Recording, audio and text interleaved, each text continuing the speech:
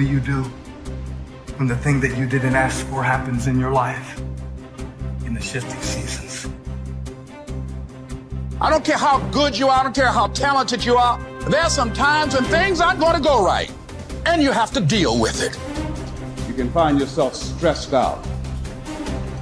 You can find yourself depressed, mentally fragile because of the experiences, the turbulence that you have gone through.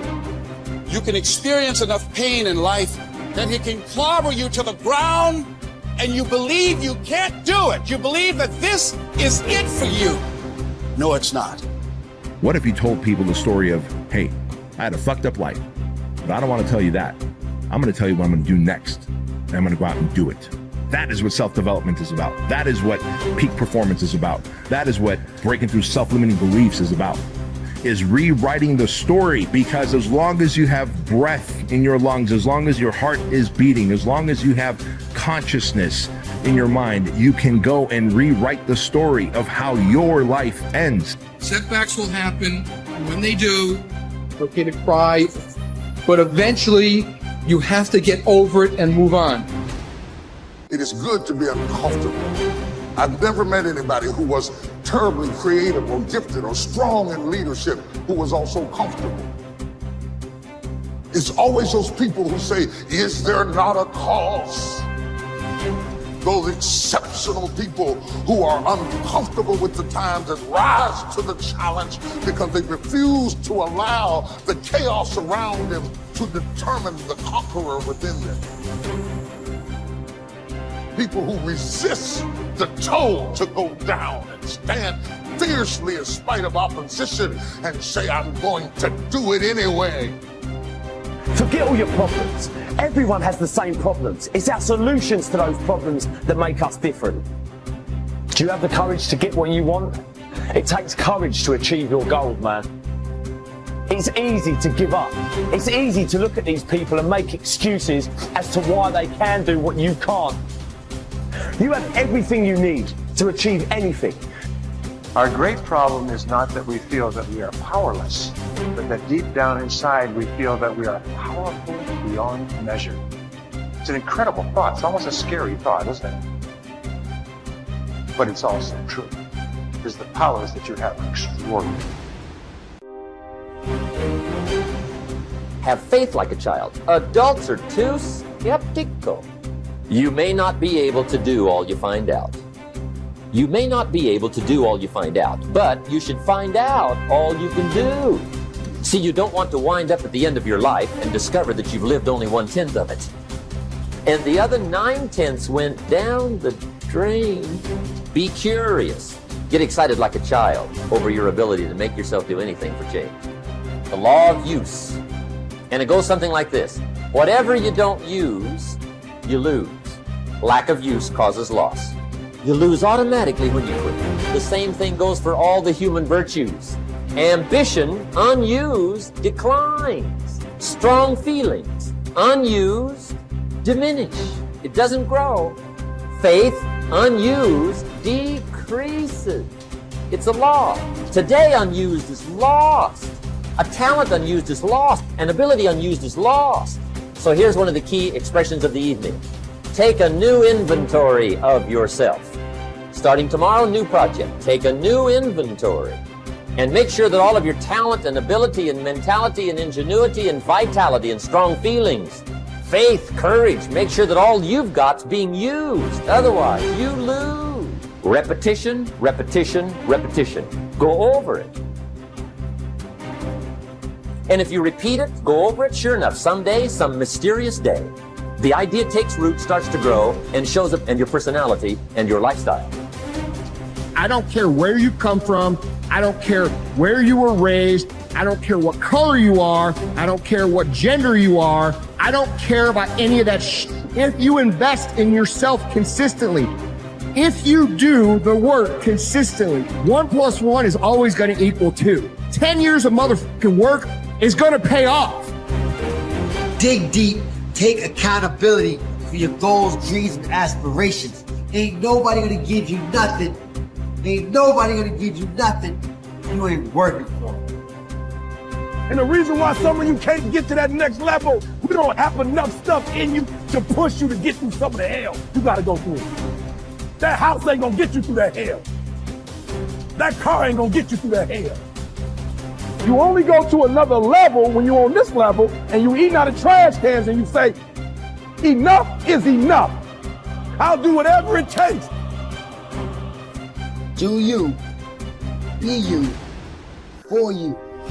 Bye.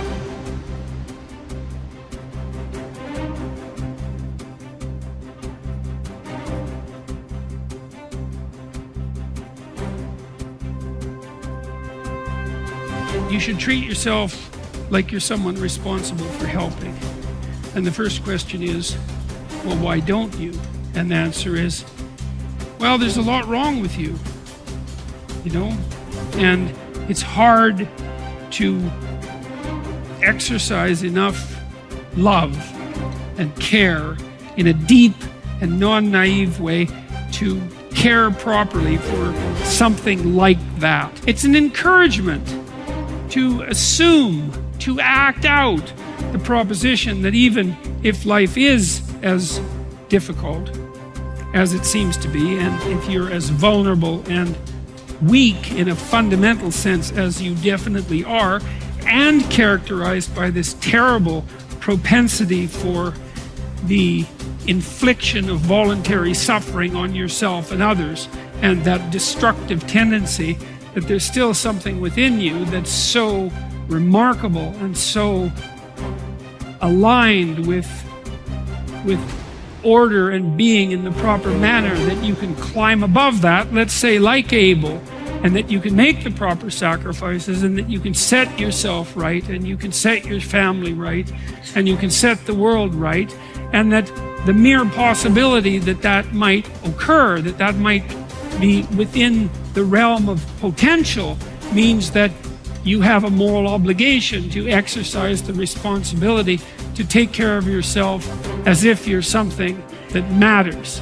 And that if you did that properly, it might turn out that what you did would matter, that it would matter to you, that it would be meaningful in the way that things that matter are meaningful, and that it would matter to everyone around you.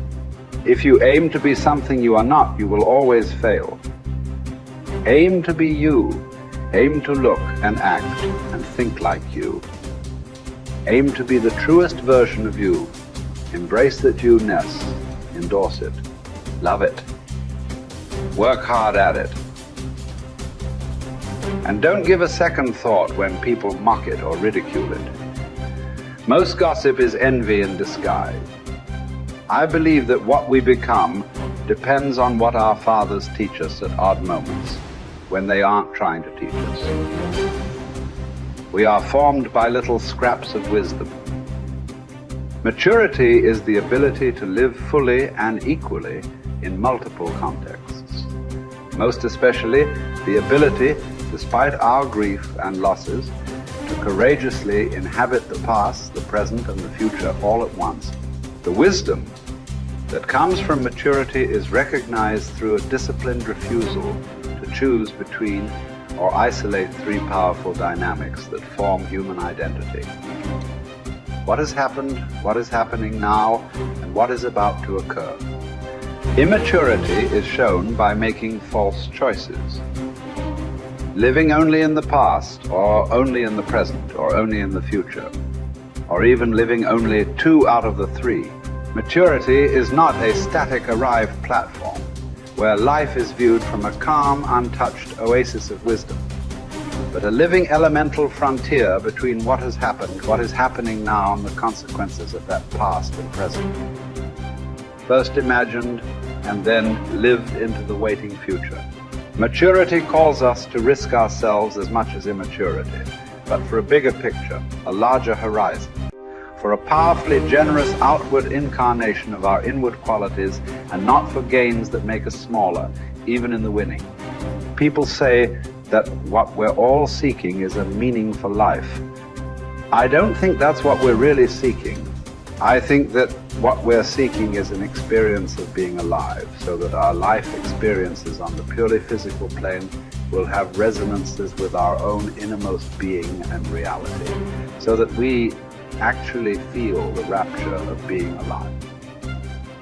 Believe me, there is no such thing as great suffering, great regret, great memory. Everything is forgotten, even a great love. That's what's sad about life, and also what's wonderful about it.